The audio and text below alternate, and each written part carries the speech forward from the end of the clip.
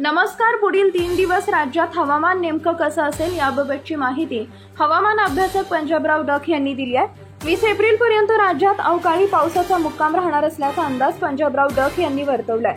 20 एप्रिलपर्यंत राज्यातील कोकण, मध्य महाराष्ट्र आणि मराठवाड्यात पावसाची शक्यता पंजाबराव डक यांनी दिलेल्या माहितीनुसार 20 तारखेपर्यंत राज्यात अवकाळी पावसाचा जोर कायम राहणार आहे. त्यामुळे नागरिकांनी योग्य ती खबरदारी घेण्याचं आवाहन प्रशासनाच्या वतीनं करण्यात आलं.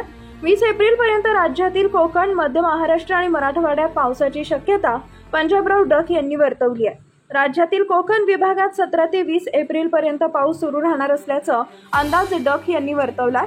पंजाबराव डक यांनी दिलेल्या माहितीनुसार मराठवाडा विभागात देखील आज आणि उद्या अवकाळी पावसासाठी पोषक परिस्थिती तयार होत आहे. तर दुसरीकडे पश्चिम महाराष्ट्रातील पुणे आणि सातारा जिल्ह्यातही पावसाची शक्यता पंजाबराव डकांनी व्यक्त केली आहे. तसेच छत्रपती संभाजीनगर, जालना, जळगाव, नाशिक, बीड, हिंगोली, अहमदनगर आणि मुंबई या भागात जास्तीच्या पावसाची शक्यता वर्तवण्यात आली आहे. त्यामुळे सदर भागातील शेतकऱ्यांना अधिक सावध राहण्याची आवश्यकता असल्याचं डक म्हणाले.